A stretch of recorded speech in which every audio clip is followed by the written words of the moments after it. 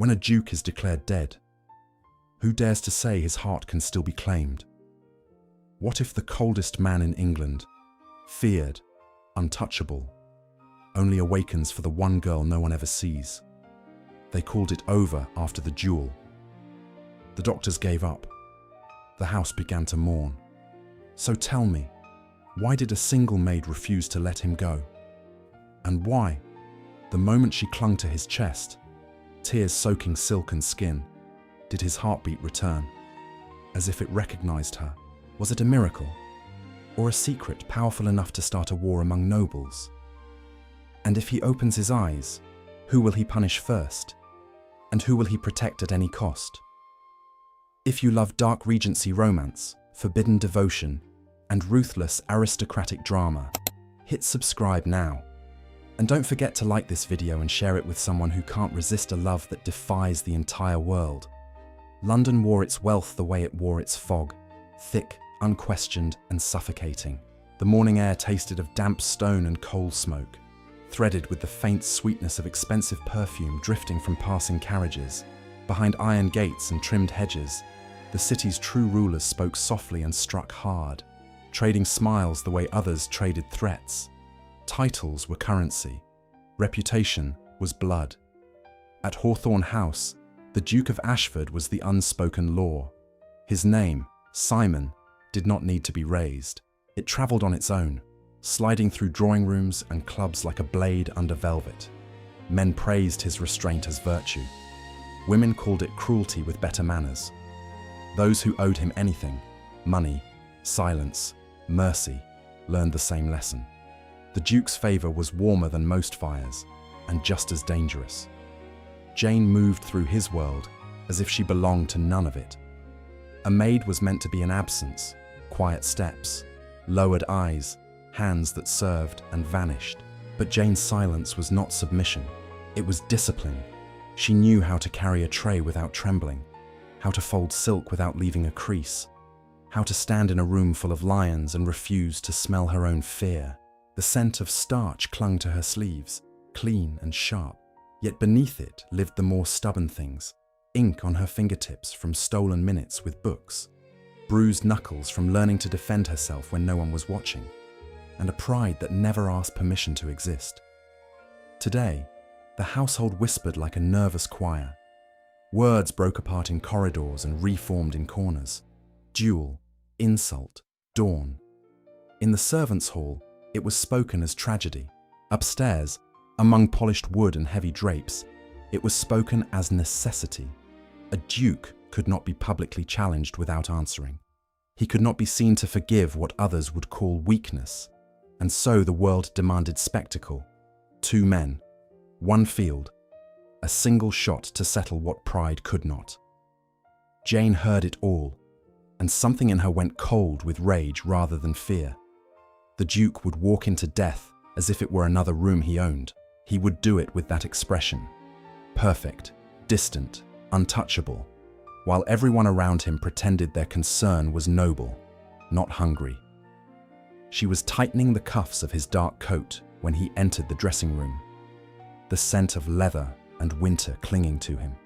Simon Hawthorne did not look like a man preparing to bleed. He looked like certainty made flesh, tall, immaculate, carved from patience and ice.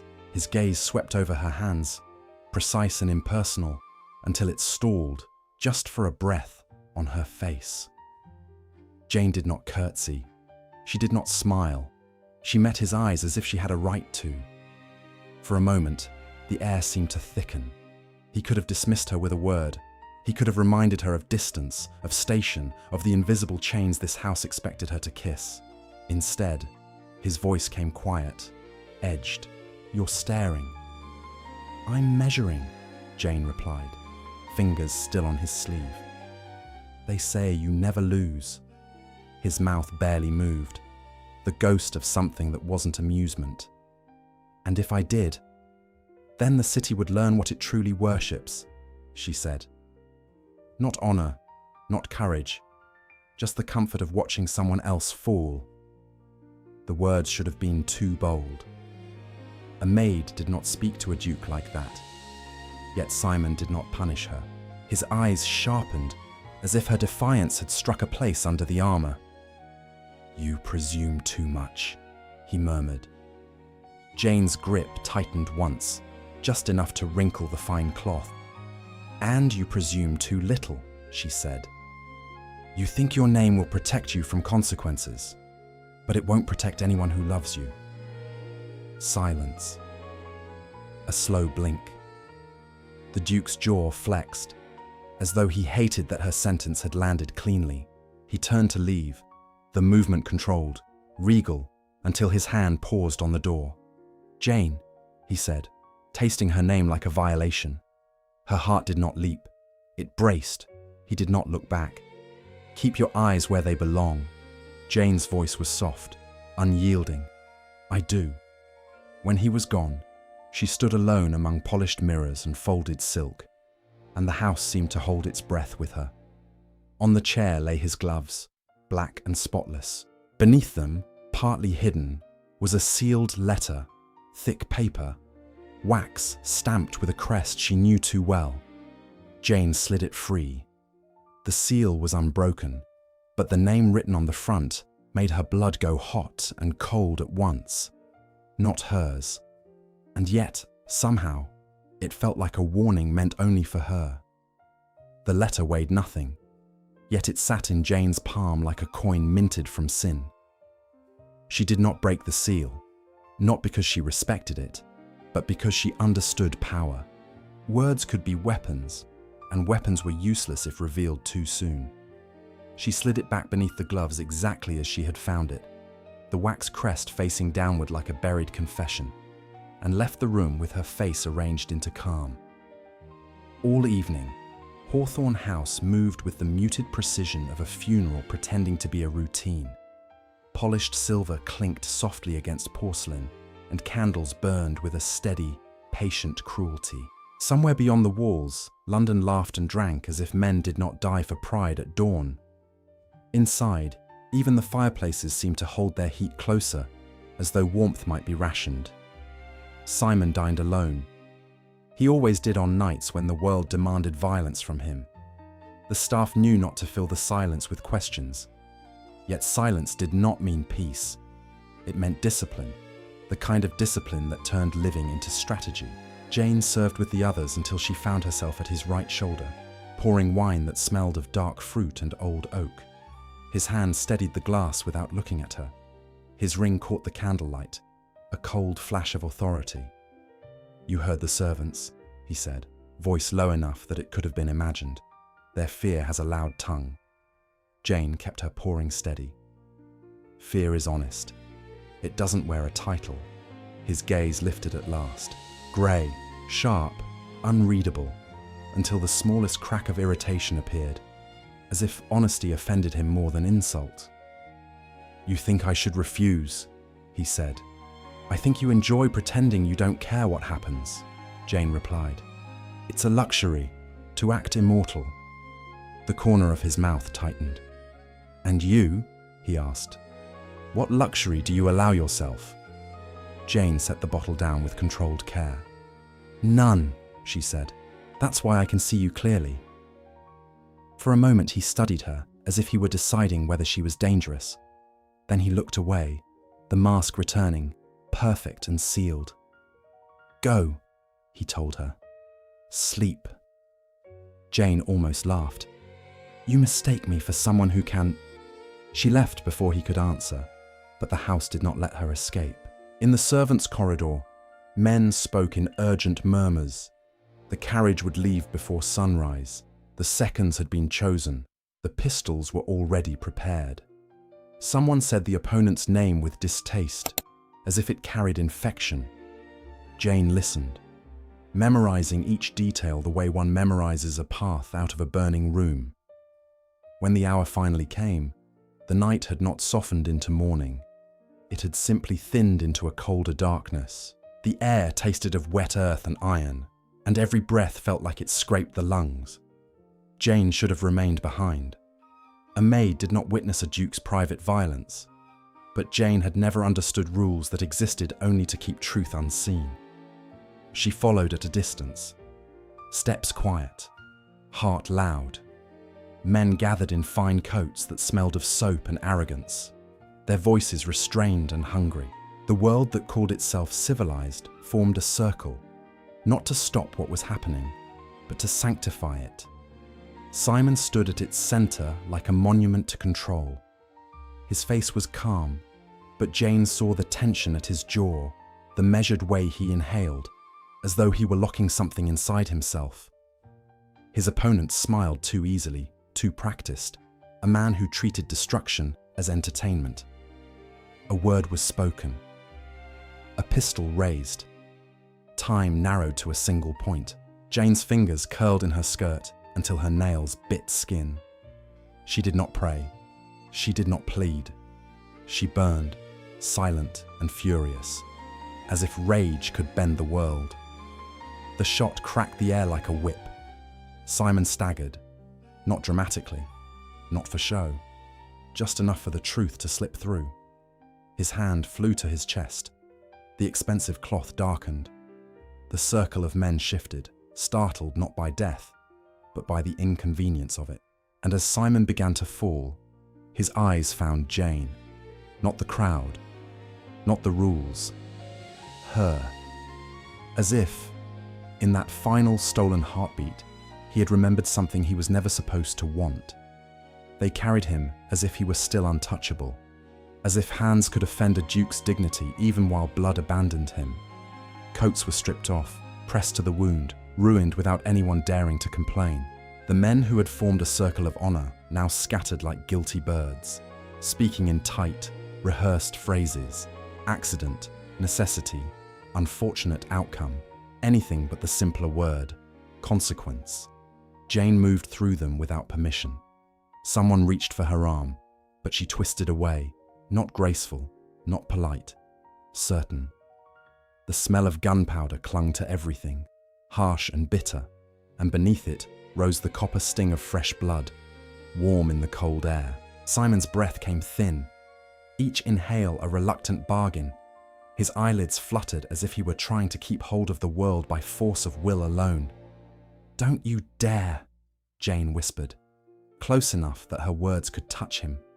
It was not a plea. It was an order, the kind a desperate heart gives when it refuses to accept any authority but its own. The carriage ride back to Hawthorne House felt endless, the wheels biting into wet streets, the city's fog swallowing sound and light alike. Inside, lamplight shook with every jolt, and Simon's skin had gone pale beneath the shadows of pain. A man across from Jane kept staring at the blood soaking through cloth, as if watching it might teach him how to stop it.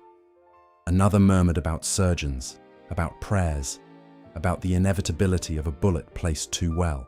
Jane listened, jaw clenched. Inevitability was a word used by people who benefited from surrender.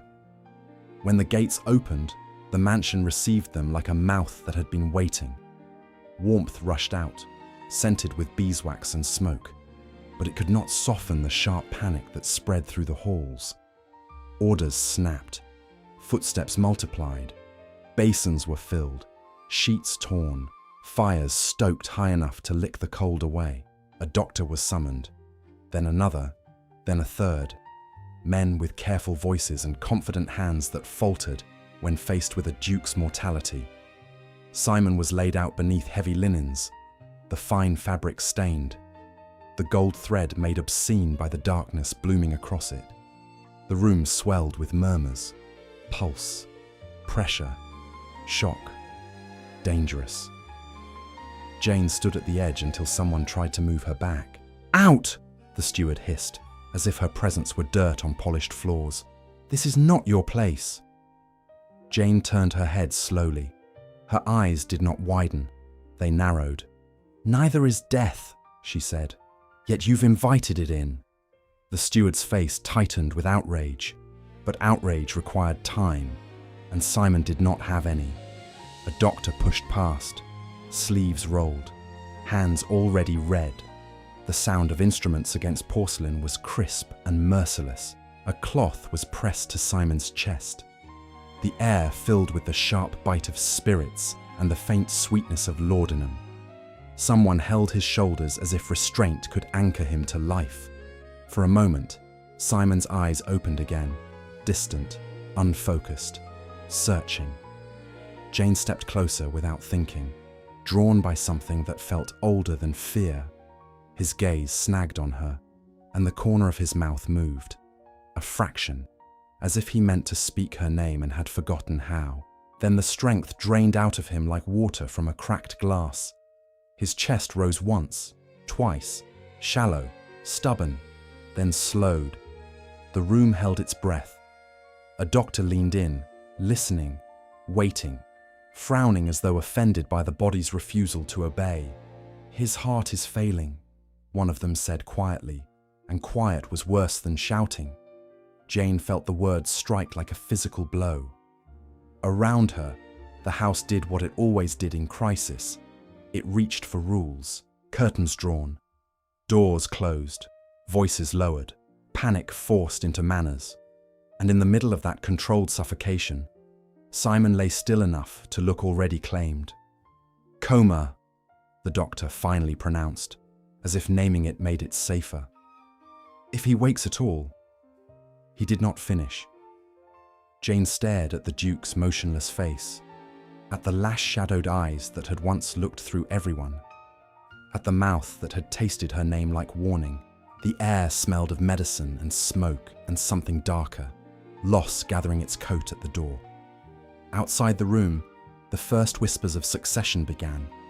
Inside, Jane stood rigid, refusing to be pushed away, while the clock ticked on with cruel patience, counting down toward a dawn that might not include him. The second day arrived without sunrise, only a paler shade of grey pressed against the windows like a hand that would not let go. In the Duke's chamber, the air had grown heavy with tinctures and wilted flowers, lavender trying to pretend it could outvote blood. Candles burned even at noon, their smoke threading the ceiling in thin, bitter ribbons. The clocks kept speaking, steady and indifferent, as if time were merely another servant taking orders. Doctors came in clean coats and confident voices and left with slower steps. They spoke in careful fragments, swelling, shock, unresponsive. They touched Simon's wrist as though a title might pulse beneath the skin. They lifted his eyelids, frowned at the blankness behind them, and exchanged glances that pretended to be professional instead of afraid. A duke was not meant to be helpless. A duke was not meant to be silent. Jane was kept out at first. The steward stationed a footman near the door, as if muscle could guard death away. But Jane learned the patterns of a household in crisis, the way others learned prayers. She knew who grew careless when tired, who left keys where they should not, who spoke too freely when their pride demanded an audience. She moved where she was not wanted, quiet as a knife drawn slowly. In the corridor outside the chamber, the aristocracy gathered in shifting clusters, perfumed and polished, their grief stitched from etiquette. Words floated like cold petals. Inheritance, trustees, next of kin. A cousin arrived with eyes too bright, condolences too rehearsed. A family solicitor came with papers already prepared, as if hope were an inconvenience that delayed business. Their sympathy tasted like sugar hiding rot. Jane watched them and felt something fierce rise in her throat. Not sorrow, suspicion. These people mourned in a way that made room for celebration. When she tried to pass the guard, the footman blocked her with a stiff arm. "Orders," he said, chin lifted. Jane looked at the arm as if it were a childish threat. "Move," she replied. He hesitated, just a fraction. Servants understood rank, but they also understood will. Jane's will did not bend. She stepped closer until the footman was forced to meet her eyes, and in them he found no pleading, no softness to exploit. "You can stand there," she said quietly, "or you can later explain why you helped bury a living man." He swallowed, pride warred with fear. Fear won. Inside, the physicians conferred at the bedside, voices low. One rubbed his fingers together as if trying to erase the feel of failure from his skin. "We have done what can be done," the eldest said at last. "If there is no change by morning, we must speak plainly." The solicitor's voice slid in, smooth and eager. "Plainly meaning?" The doctor's pause was the cruelest sound in the room. "We will declare him beyond recovery." A sentence delivered like mercy. Jane felt her body go utterly still. Her hands clenched, not in hysteria but in restraint. She could not afford to shatter here, among people who would call her emotion vulgar. The cousins sighed, a performance of sorrow. Tragic. But we must be practical. Practical. The word landed like mud on a tombstone. Jane stepped forward before she could be stopped. "He is not a ledger entry," she said. Several heads turned sharply, affronted by the audacity of being addressed by someone so low. The cousin's gaze swept her with mild disgust. "And you are?" "A witness," Jane answered, "to how quickly you begin dividing a man you claim to respect." The steward lunged in, face flushing. "That is enough. Remove her." A hand seized Jane's elbow. She twisted free with a snap of movement that made the man stumble. Her voice stayed level, but it cut. "You want quiet, because quiet makes this easier," she said. "But easy is not the same as right." The eldest doctor's eyes flickered. Annoyance, discomfort, and something close to shame. "Miss, your devotion is—" "Don't," Jane interrupted, colder now. "Don't dress surrender in polite words." The steward's mouth thinned. "You will leave this house tonight," he hissed. "The Duke's affairs require discretion." Jane stared at him as if he had announced his own execution. "Discretion," she repeated softly. "Or convenience." No one answered. They did not need to. The corridor filled again with murmurs, plans, arrangements, the soft rustle of silk like wings folding over a corpse. Later, in the dim hush of the servants' passage, Jane saw the steward pause to lock the Duke's chamber. The key flashed briefly against his belt, small, brass, ordinary, the kind of object a powerful house would never notice. Jane noticed, and she began to count the steps between her room and the Duke's door as if she were measuring the distance between surrender and sin. Night did not fall so much as it thickened, pressing itself into the corridors until even the chandeliers seemed reluctant to shine. Hawthorne House slept uneasily, like a beast with a thorn in its paw. Somewhere, a distant door sighed on its hinges. Somewhere else, coal shifted in a grate with a soft, settling crackle. The air tasted of wax and ash and the faint, lingering sting of spirits used too often. Jane waited until the household's breathing changed, until footsteps became rarer, until voices dulled into murmurs behind closed doors, until the grand rooms surrendered to shadow and secrecy. She did not pace. She did not wring her hands. She sat on the edge of stillness, listening, counting, memorizing. Fear tried to speak in her chest, but she did not give it a tongue. When the steward finally passed through the servants' passage, his boots struck the floor with the arrogance of a man who believed he owned every threshold. The key at his belt flashed once as he adjusted his coat, a small glint of brass against black cloth. He stopped near the pantry door, grumbling to himself about troublesome girls and inconvenient devotion, and reached for a decanter as if drink could restore his authority. Jane moved behind him like a thought he had failed to have. Her hand was quick, precise, and utterly without apology. The key slipped free with a faint, metallic whisper, so light it could have been imagined. The steward did not turn. Pride made men deaf. Jane did not run. Running belonged to the guilty, and she refused to feel guilty for wanting a man to live. She walked with the measured calm of someone meant to be unseen, the key hidden in her palm, warm now from her skin. The corridor upstairs was colder, the draughts sharper, carrying the ghost of winter through the cracks of old stone. The portraits along the walls watched with painted eyes, dukes and ladies who had survived scandal, war, and betrayal. yet would have called her love an offence. At the Duke's door, she paused, not to hesitate, but to steady the rage that trembled beneath her ribs. The lock accepted the key as if it had been waiting for her. The click was soft, final, intimate. Inside, the room held a different kind of silence, thicker, weighted, as though sound had been ordered to kneel. The scent of medicine clung to the linens, sharp and medicinal, but beneath it lingered Simon's presence. Leather, smoke, the faint bitterness of expensive cologne that could not hide the fact he was human. He lay unmoving, his face too calm, too proud even in helplessness, as if he was simply refusing to grant anyone the satisfaction of watching him struggle. Jane approached the bed. Candlelight painted his skin in warm gold that did not belong to death. She looked at his chest, willing it to rise with anger alone. "You're an arrogant bastard," she whispered, voice steady. "You take bullets like they're invitations, and you think that makes you brave." Her fingers touched the fabric near his collarbone. The warmth there was real. It infuriated her, this cruel proof that he was still here, trapped behind closed eyes while vultures measured his coffin. "You told me to keep my eyes where they belong," she murmured. "This is where they belong. Here, where you can't hide behind a title." Jane leaned down until her breath brushed his skin.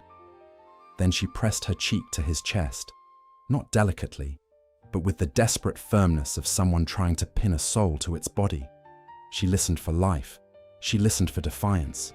She listened for anything that proved the world was wrong to give up. Her throat tightened, not with weakness, but with fury that a house full of powerful people could do nothing but whisper and wait. A tear slipped free anyway, hot against the cool cloth, and she hated it. Hated that her body betrayed how much she wanted him. "Come back," she said, and the words cracked like a command. "If you die, I will never forgive you. Do you hear me? I won't." For a moment, the only answer was the slow tick of the clock and the soft burn of candle wicks. Jane tightened her hold, as if sheer will could drag him across the dark. Then the floorboard behind her gave a small, unmistakable creak. The creak behind her was small, but it shattered the room's fragile illusion of privacy. Jane did not spring away. She did not smooth her hair or scramble for excuses. She lifted her head slowly, as if she were the one who had been disturbed, not the one trespassing. A voice cut through the candle-warm hush, sharp with disbelief. What in God's name? It was Lady Bramwell, a distant relation with the kind of moral certainty that grew best in rooms untouched by hardship. Jane recognized the perfume before the face, powdered violet and cold superiority. The lady's breath hitched, then hardened into outrage. "A maid!" Lady Bramwell spat, each syllable heavy with disgust. "On the Duke's bed!" Jane rose in one controlled motion, placing herself between Simon and the intruder like a blade drawn without flourish. "He's alive," she said. "Try saying that as loudly as you're saying my sin." Lady Bramwell's eyes flashed. "Alive? He is a corpse that hasn't been informed of its duty. And you are fouling the dignity of this house." Jane's mouth curled, not with humor, but with something feral. "Dignity?" she echoed. "You mean silence? You mean distance? You mean letting him die politely so you can inherit without stains on your gloves?" The accusation landed. Lady Bramwell flinched as if struck, then recovered with a brittle smile. "How dare you? You are nothing." Jane stepped closer, gaze unwavering. "Nothing is what you call people, so you don't have to feel what you're doing to them." Lady Bramwell's composure cracked into fury. She yanked the door open and hissed for help. Footsteps answered quickly, too quickly, as if the house had been waiting for an excuse to punish Jane for refusing to remain invisible. The steward arrived first, face twisted in vindication. 2 footmen followed, heavy and obedient. Their eyes went to Jane, then to the bed, and something like scandalous delight flickered there. A downfall was entertainment in any class. "I knew it," the steward breathed, almost triumphant. dragging your filth into the Duke's chamber. Remove her." A footman reached for Jane's arm. She turned her shoulder away with a hard twist that made his hand catch only air. "Touch me again," she said softly, "and you'll learn what a maid can do when she stops being polite." The men hesitated, not because they respected her, but because her calm carried the unmistakable weight of certainty. People feared hysteria less than they feared control. Lady Bramwell lifted her chin, voice dripping righteousness. She must be dismissed. Tonight, quietly, before the newspapers sent it. "Quietly," Jane repeated, and the word tasted like poison. Everything must be quiet, so the important people can keep their hands clean. The steward stepped forward, voice lowered into a threat. "You've ruined yourself, girl." Jane's eyes did not drop. "Then ruin me later," she said. "He's still breathing." "He isn't," Lady Bramwell snapped. "He—" Jane turned, cutting her off with a single glance toward the bed. "Look," she said, and her voice was a command that did not ask permission. They looked because the room demanded it. Candlelight trembled across Simon's face, across the still line of his mouth, the aristocratic calm that had always seemed unbreakable. For a heartbeat, nothing changed. The steward's lips began to curl again, preparing a cruel remark. Then Jane saw it first. Not a miracle trumpet, not a dramatic lurch, just a faint, stubborn shiver beneath the cloth at Simon's chest, like a spark refusing to die. Jane stepped closer, palm pressed firmly over his heart as if to claim it. "There," she breathed. "There. Don't you feel that?" The footman leaned in, doubtful, hungry for certainty. Lady Bramwell's face tightened, her outrage momentarily displaced by fear. The steward's triumph faltered. Another tremor came, clearer this time, followed by a shallow hitch of breath that made the room go utterly still. Someone swore under his breath. Lady Bramwell backed half a step, whispering as if the sound might summon scandal. "Fetch the doctor." The steward stared at Jane as though she had done something unholy. "What did you do?" Jane's answer was quiet and merciless. "I refused to leave him alone." And in the fragile pause that followed, between accusation and astonishment, Simon's pulse nudged again beneath her hand, faint but undeniable, as if it recognized her touch and chose, reluctantly, to return. The doctor arrived with his breath still sharp from the cold, his hands already stained by other people's fear. He pushed past Lady Bramwell's perfume and the steward's indignation as if neither mattered, as if only the thin thread of life did. When he leaned over Simon, the room leaned with him, every title, every sin, every hungry hope. "Again," the doctor murmured, fingers at Simon's wrist. "I felt it before. Again." Jane did not move from the bedside. She kept her palm pressed to Simon's chest, steady as a vow. The beat beneath her hand was faint, but it was real, and that reality turned the air dangerous. A dead duke was an answer. A living duke was a question, and questions made men desperate. The doctor's face tightened with reluctant awe. "There is response," he admitted. "Weak, irregular, but present." Lady Bramwell exhaled, as if she had been holding her own reputation underwater. "Then we must preserve him," she said quickly, the word preserve sounding more like protect the estate than save the man. "No one must know how close you all came to celebrating," Jane cut in. Lady Bramwell's eyes snapped toward her, fury rekindling. "You will not speak." Jane's gaze stayed level, unflinching. "You will not pretend." The steward stepped forward, voice dripping control. "Enough! The Duke's survival does not change what you are." Jane turned her head slowly.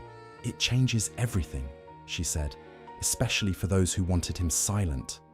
The words fell into the room like a dropped glass. The doctor frowned, distracted by the implication, but the others reacted too quickly. Lady Bramwell's stiff pause, the steward's blink that lasted a fraction too long. Jane noticed. She noticed everything, because she had learned long ago that power betrayed itself in tiny cracks. "Leave us," the doctor ordered, irritated. "All of you." They protested, softly, politely, then obeyed, unwilling to be seen arguing against care. When the door shut, the quiet returned, thicker now with suspicion. The doctor adjusted Simon's bedding, checked his breathing, and reached for the tray of bottles and tinctures prepared for the night. Jane's eyes sharpened. Among the familiar scents, spirit, bitter herbs, sweet opiate, there was something else. A faint wrongness, a sharper note, like almonds crushed into bitterness, like sweetness wearing a mask. "That one," Jane said, nodding toward a small vial. The doctor glanced. "A mild sedative, to keep the body calm." Jane stepped closer, her voice low. "Smell it." The doctor's brows drew together, offended by being instructed by a maid. Yet he lifted the vial and uncorked it. His nostrils flared, his expression changing in slow disbelief. "That's not," he began. Jane took the bottle from him without asking. The glass was cool against her skin. She turned it, watching the liquid cling to the sides too thickly, too patiently. Then her gaze snagged on the wax seal at the stopper. Her blood went cold. A crest, a familiar stamp. The same mark she had seen pressed into that unopened letter beneath Simon's gloves. Jane's fingers tightened until the glass creaked faintly. The room seemed to tilt, as if the house itself had shifted its weight. "Who brought this?" she asked. The doctor's voice was cautious now. "It was set with the others, by the steward's instruction." Jane's mouth curled, not in triumph, but in a quiet, lethal understanding. Of course it was. She held the vial up as if it were evidence in a court that did not yet exist.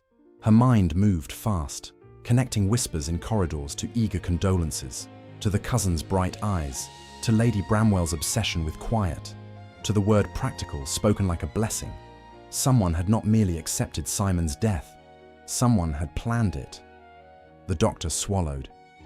"This could worsen his condition," he said, voice dropping.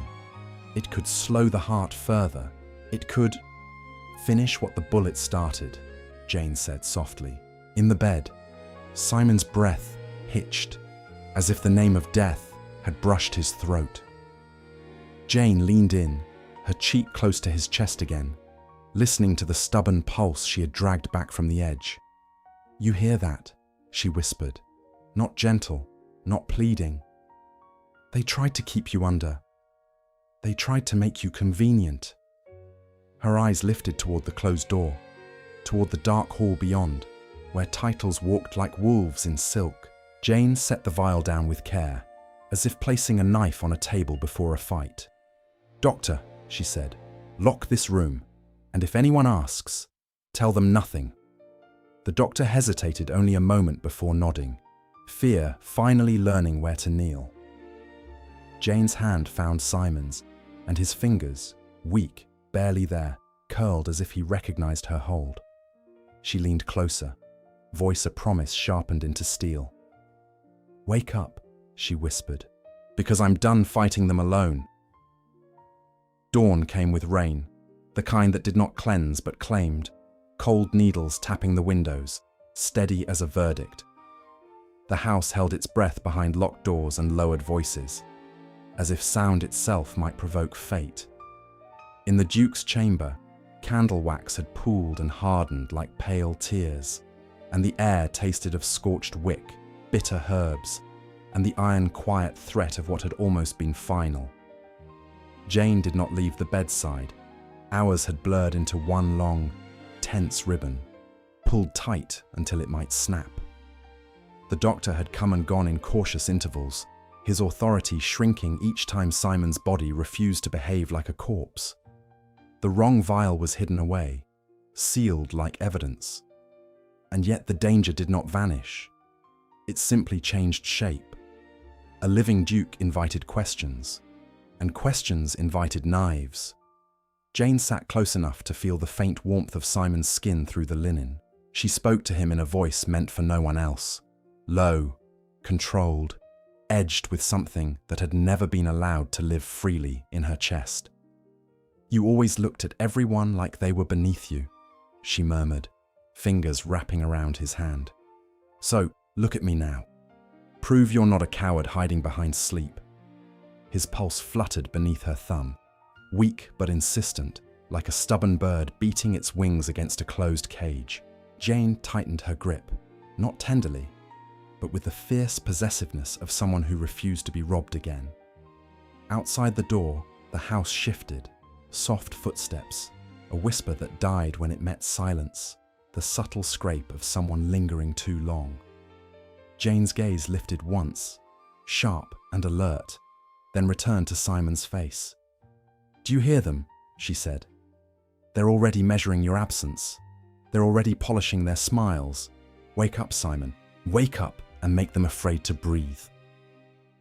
For a moment, nothing answered but rain and the cruel patience of time. Then Simon's breath changed. It caught, shallow, uneven, as if his lungs had forgotten how to belong to him. His fingers twitched in Jane's grasp, the smallest movement, but it struck her like thunder. Jane leaned closer, eyes narrowed, watching as the stillness fractured. His eyelids trembled. Once, twice. When they opened, the grey of his eyes looked wrong at first, too distant, washed in shadow, as if he were seeing through a veil. Then focus sharpened, sudden and violent, and the room seemed to tighten around that gaze. He did not search for family. He did not reach for title or comfort. He found Jane.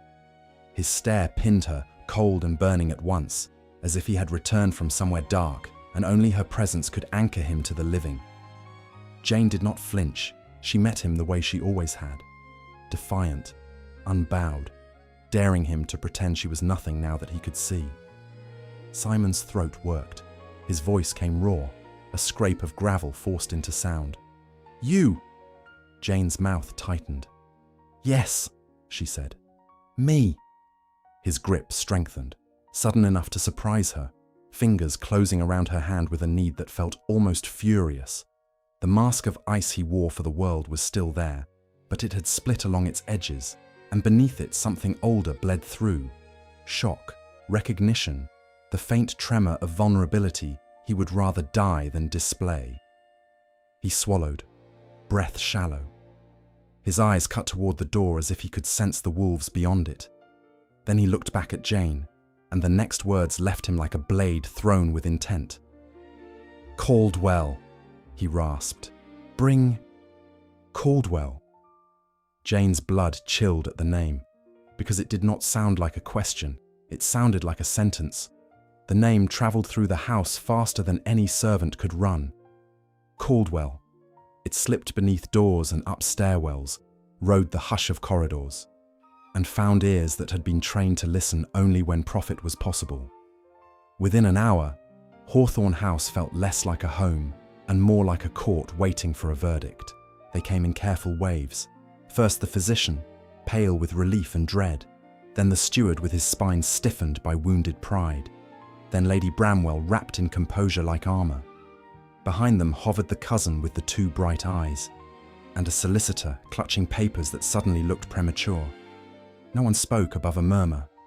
No one admitted fear. But fear lived there anyway, sharp as winter in the lungs. Simon lay propped against pillows, still wan from blood loss. Yet the room seemed to adjust itself to his return. His gaze moved over them without haste. A slow inventory.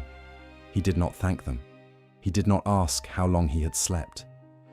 He watched the way a man watches a locked door he intends to break. Jane stood at his side, close enough to feel the heat of his skin and the quiet tremor under it. She did not fold her hands. She did not soften her face. If anyone expected her to melt into the wallpaper now that the Duke was awake, they would be disappointed. She stayed where she was, a deliberate challenge. "Your Grace," the steward began, voice syruped with restraint, "the household is grateful." "Spare me," Simon said, and the words, though weak in volume, carried a force that silenced the room. "Where is Caldwell?" Lady Bramwell lifted her chin. This is hardly the time for... Simon's eyes cut to her, and something in them made the air tighten. It is the only time, he replied, before you all remember how to lie convincingly again. The solicitor cleared his throat, eager to redirect. Your health is fragile. We should discuss arrangements. Arrangements, Simon echoed softly, and the softness was more dangerous than anger. Yes, I'm aware you began arranging my death while I was still warm. A hush fell. It was the hush of polished people, realizing the floor beneath them might not hold.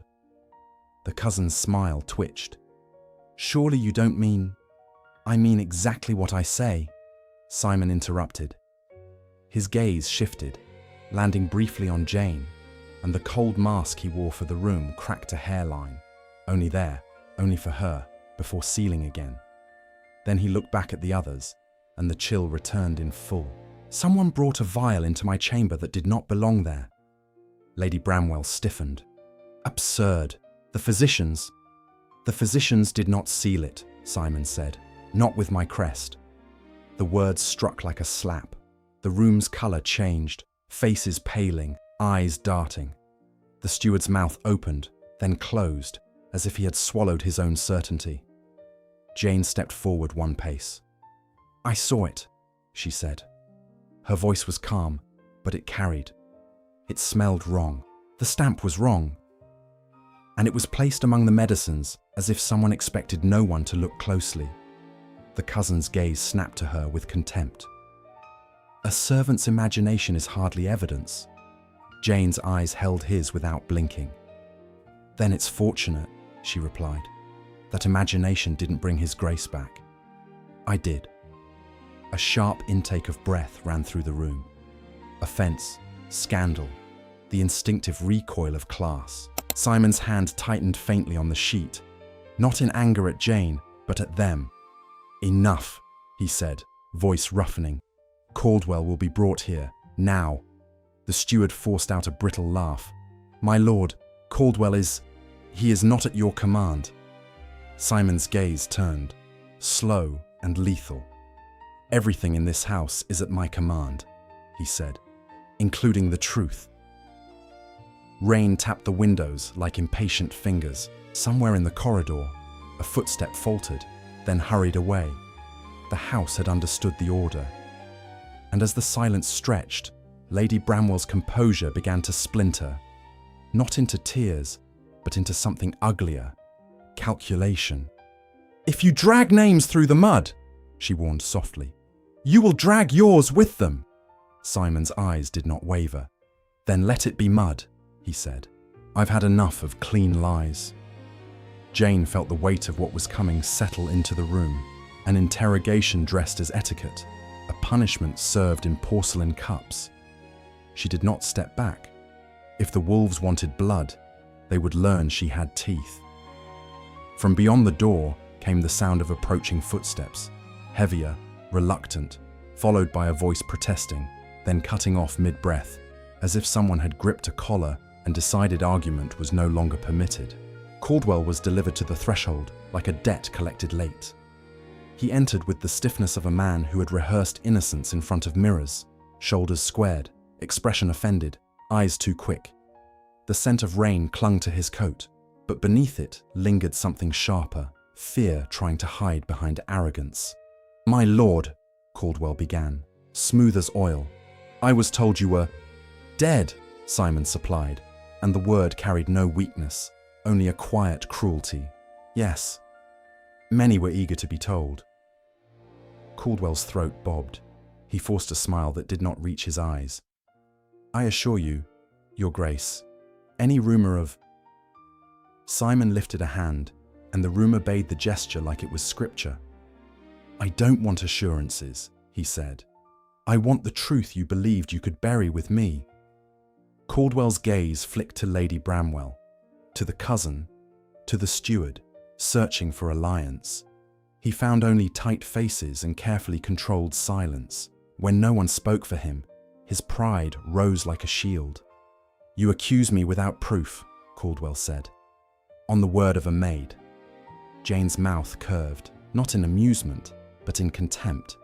You keep saying Maid as if it's an insult, she replied. It only proves you've never understood what hunger teaches. Caldwell's eyes narrowed. Stay in your place. Jane stepped forward, chin lifted, voice calm enough to be deadly. My place is wherever the truth is, she said, and it's choking you. Simon watched the exchange with a stillness that made the air feel colder. Then he spoke, and his voice cut through their tension like a blade through silk. The vial, he said, the one sealed with my crest. Explain it. Caldwell's expression held for half a heartbeat, then slipped. I don't know what you mean. Simon's gaze did not change, but something behind it sharpened. Strange, he murmured. Because you commissioned the seal. Lady Bramwell inhaled sharply, outraged. This is slander. Quiet, Simon said, and the single word crushed her protest. A duke's command had always been absolute. Tonight, it tasted like punishment. Caldwell laughed. Brittle. You're unwell. You're confused. Trauma does that. Jane leaned in slightly, eyes bright as a storm. Then why did your hands shake when I mentioned the crest? She asked softly. Caldwell's fingers curled at his side, an involuntary clench. He noticed too late. His face tightened, and the smoothness fell away, revealing the uglier thing beneath, resentment. I did what was necessary, he snapped, the mask gone. Do you know what it is to live under a man like you? To watch you decide who eats and who starves with a glance? Simon's mouth barely moved. Yes, he said. I know exactly. That's why you tried to make me convenient. Caldwell's chest rose and fell fast. The room felt suddenly smaller, as if the walls leaned in to listen. You would have destroyed me, Caldwell hissed. So I acted first. A confession dressed as justification. The cousin shifted, pale now, scandal curdling into terror. Lady Bramwell's lips parted, and for once, no words came. Only the realization that her careful quiet had been standing beside murder. Simon's eyes moved over them all, slow and merciless. Get him out of my house, he said, and send word to the magistrate. I want this done publicly. Caldwell's face contorted. You can't. I can, Simon replied, voice low. Absolute. And I will. Hands seized Caldwell. He struggled, cursing, trying to drag dignity back onto himself as he was pulled away. The door swallowed his noise, leaving a silence that rang. In that quiet, Simon's gaze found Jane again. The cold mask returned for the others, but it fractured at the edges when it touched her. His voice softened by a fraction, no more than a breath. You stayed, he said. Jane's eyes held his, unbowed. I didn't, she corrected. I fought. Something like gratitude tried to rise in his expression and was crushed by pride, by habit, by the lifelong instinct to never be seen needing anything. Yet his hand lifted, slow with weakness, and his fingers brushed hers, an intimate surrender he would never permit an audience to name. Lady Bramwell's voice returned, thin and sharp with panic.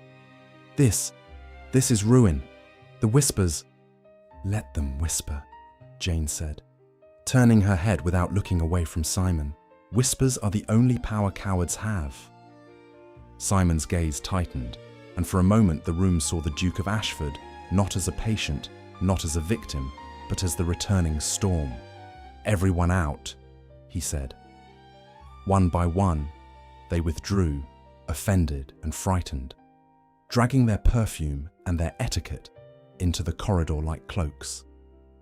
When the last footstep faded, the chamber held only two truths: his survival and her refusal to be erased. Simon's voice came quieter, rough with exhaustion. Tell me your terms, he said at last. Jane's expression did not soften. No secrets, she replied. No chains. No pretending I'm less so you can feel more. His eyes searched her face, ice meeting fire, and the crack in his mask widened. just enough to let something human breathe. "And if the world tears you apart for it?" he asked. Jane's answer was steady as a vow. "Then let it bleed trying."